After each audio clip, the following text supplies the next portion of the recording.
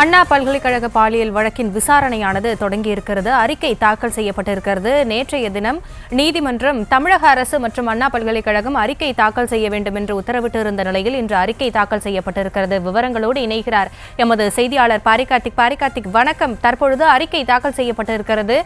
முதற்கட்ட தகவல்கள் என்ன? அண்ணா பல்கலைக்கழக மாணவி பாலியல் வன்கொடுமை வழக்கை தற்போது சிபிஐ விசாரிக்க வேண்டும் என்று கோரிய மனுக்கள் மீது 2ஆம் நாளாக விசாரணை தற்போது துவங்கியிருக்கிறது. இந்த விசாரணையை பொறுத்தவரைக்கும் முதல் தகவல் அறிக்கை வெளியிட்டது எப்படி என்று நேற்றைய தினம் நீதிபதிகள் கேள்வி கேட்டிருந்தார்கள் அரசிடம். அதே போல ஞானசேகர் மட்டுமே குற்றவாளி என காவல்துறை ஆணையர் கூறியது எதன் அடிப்படையில் என்றும் கேள்வி கேட்டிருந்தார்கள். இந்நிலையில்தான் தற்போது மாணவிகள் பாதுகாப்பு மற்றும் நிர்பயா நிதி செலவிடப்பட்ட விவரங்கள் குறித்த விளக்கம் அளிக்க வேண்டும் என்று அண்ணா பல்கலைக்கழகத்துக்கு நேற்றைய தினம் நீதிபதிகள் உத்தரவிட்டார்கள். குறிப்பாக மாணவிகள் பல்லாயிரக்கணக்கான மாணவிகள் படிக்கும் இந்த பல்கலைக்கழகத்திற்கு எது போன்ற இந்த பாதுகாப்பு ஏற்பாடுகள் செய்யப்பட்டிருக்கின்றன என்ற முழுமையான அறிக்கை தாக்கல் செய்ய வேண்டும் என்று அண்ணா பல்கலைக்கழகத்திடம் கேட்டிருந்தார்கள். இந்நிலையில் இந்த அறிக்கை தாக்கல் செய்யப்பட்டிருக்கிறது.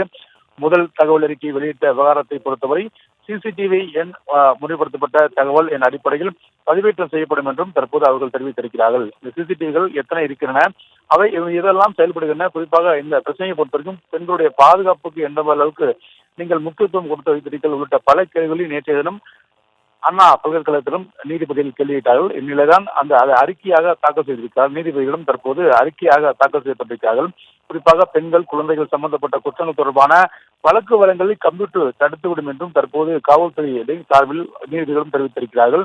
கோட்டபுரம் போலீஸ் முதல் தகவல் அறிக்கையை தயாரித்த பின் இது இணையதளத்தில் பதிவாகிவிட்டது என்றும் பின் அது முடக்கப்பட்டு விட்டது, அதன் விவரங்கள் சிலர் எடுத்துள்ளார் என்றும் உள்துறை செயலாளர் சார்பில் தலைமை வழக்கறிஞர் தெரிவித்திருக்கிறார். நேற்றைய தினம் கேள்வி கேட்டதன் அடிப்படையில் தற்போது இந்த விளக்கத்தை எடுக்கிறார். நேற்றைய தினம் எப்படி, அதாவது எதன் அடிப்படையில் இந்த முதல் தகவல் அறிக்கை வெளியே வந்தது என்று பல்வேறு கேள்விகளை காவல்துறையிடம் நீதிபதி கேள்வி கேட்டார்.